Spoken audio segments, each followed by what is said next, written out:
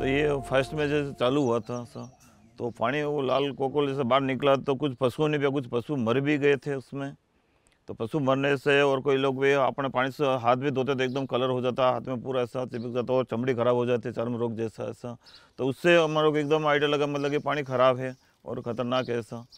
पत्रकार है या कोई चैनल वाले ऐसे भी आए भी थे, तो क्यों हमने वो केस किया था उससे चेक करने के लिए। तो कोई इंडिया टुडे वाला आया तो उन्होंने पूरा चेक किया, पूरा चेक करने से पता चला कि वास्तव में पानी खराब है, वो पानी काम में नहीं लेना।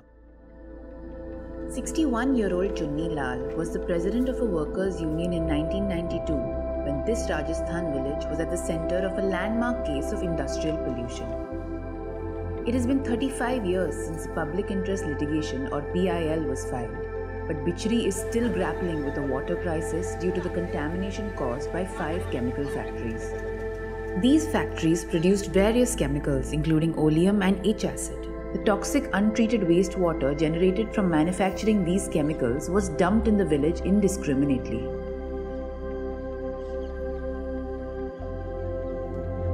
मैंने वहाँ पे देखा जो वो पानी निकल रहा था, तो उन्होंने उसमें ध्यान दिया नहीं। वो पानी ज़्यादातर क्या वो ज़मीन पे छिड़कने लग गए सुखाने के लिए, और कुछ पानी वो ज़मीन के अंदर डायरेक्ट जा रहा था ऐसा।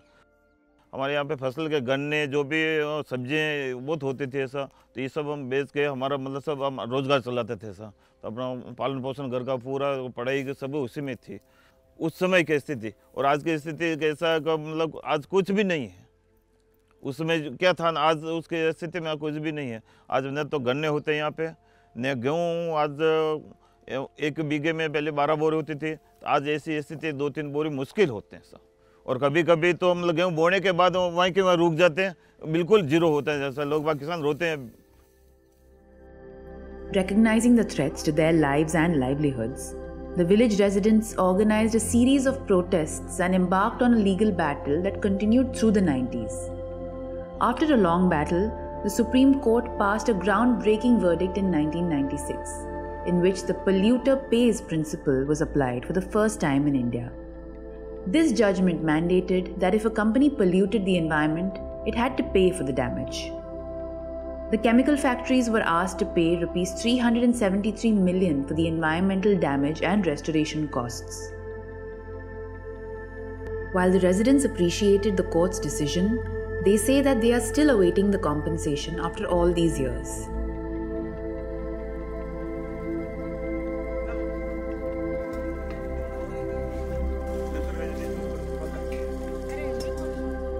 पानी की बहुत समस्या है। पानी आवे नहीं, 3 दिन से 4 दिन से टैंकर आता है। 3 दिन से 4 दिन से एक टैंकर आता है। एक टैंकर में 25 रूम में पानी भरते, तो एक टैंकर कितना चलेगा? पानी की तो बहुत शॉर्टेज है। Although the chemical industries have been closed, the repercussions of pollution persist even after 35 years. The wells, ponds and groundwater aquifers that were the main sources of water for the 500 families in the village were all badly hit. पानी के लिए औरतों को बहुत सेठी पड़ता है, सेठी लाना पड़ता है। पास में होगा जो जल्दी भर लेगा, फिर दूर वाला रे थोड़ा हाथे आएगा। वो तो परेशानी तो है ही। औरतों रे क्या, आदमी को तो टिप्पण भर दिया, चला गया, होगा तो काम करेगा, नहीं होगा शाम को आएगा, अरे मेरा कपड़ा पड़ा, अभी तक क्या काम किया तुमने? ठीक है, मैं ये कह नहीं कहीं बैठ गई होगा, फिर धड़ाधड़ दिया 2 साल ठोक दिया औरत को। एक तो गए वो ओम जी गए इधर से, और एक यहाँ भमर जी वो गया मजबूरी से, और शहर के 4 भाई था, खेली लाल जी और कुछ एक का और क्या बुरी लाल जी, लक्ष्मी लाल जी, और ये 3 भाई चला गया। क्यों किया? गांव में पानी खराब है। This is a dyestuff intermediate which are supposed to be mutagenic, so they can bring some genetic changes in the population in the long term if people keep on consuming this water or get affected by the soil, or the animals graze in that area. So it's important to monitor these affected sites. Periodic monitoring should be carried out by the local agencies. and something should be done for the remediation. अभी जो system चल रहा है वो नकारा है। अब supreme court highest court है जिसको कॉन्स्टिट्यूशनल पावर दे रखे हैं और वो अपने फैसलों को लागू नहीं करवा सके तो फिर कोर्ट का मतलब क्या हुआ? Mannaram Dangi was one of the lawyers who filed the petition in 1989 against the polluting industries, which eventually resulted in the polluter pays judgment. Public interest litigation है और उसको कोई केयर नहीं करे, ध्यान नहीं देवे, कोई फॉलोअप नहीं करे तो फिर उसका कोई मतलब ही नहीं है, फैसले पड़े हैं कागजों में। उन्होंने तो कहा कि ये मतलब पैसा उससे वसूल करके ज़मीन और पानी को ठीक करना जो खराब हो गया है। लोगों को कंपनसेशन देने के लिए तुम जाओ वापस वहाँ सिविल कोर्ट में और वहाँ से कोई ले सको तो लो, तो उसको 20 साल हो गए 25 साल हो गए।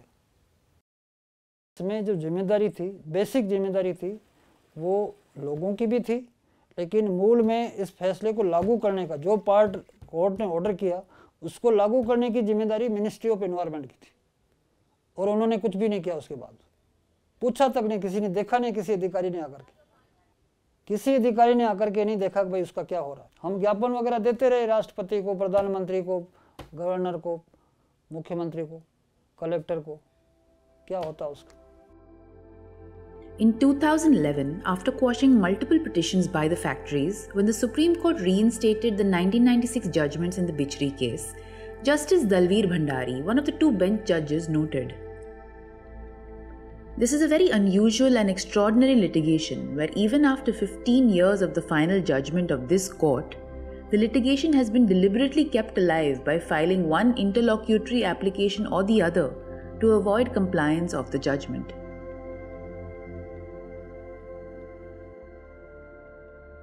20 या 22 साल से हम लड़ने लगे केस और आज 61 साल हो गए, अब हम दौड़ने लायक रहे नहीं। पहले दिल्ली जाने के लिए तो सोच रहे कि यार दिल्ली क्या कोई दूर नहीं है, हम चले जाएंगे ऐसा। तो आज दिल्ली जाने में हमारे को मतलब कतराते हैं कि दिल्ली क्या, उदयपुर जाने में भी कतराते हैं कि यार कैसे जाएंगे। तो वो रहा नहीं हमारे में खून। और हमारे पास आर्थिक स्थिति हमारी ख़राब है, आर्थिक सामाजिक सब स्थिति ख़राब है। आज बात करता हूँ यहाँ पे हमारे लोग बाहर से लड़के देने के लिए कतराते हैं लोग, कहीं शादी कराने के लिए ऐसा वो कतराते हैं कि यहाँ पे लड़की देगी तो खाएगी क्या, वहाँ पानी खराब है, पानी कहाँ से लाएंगे ऐसा।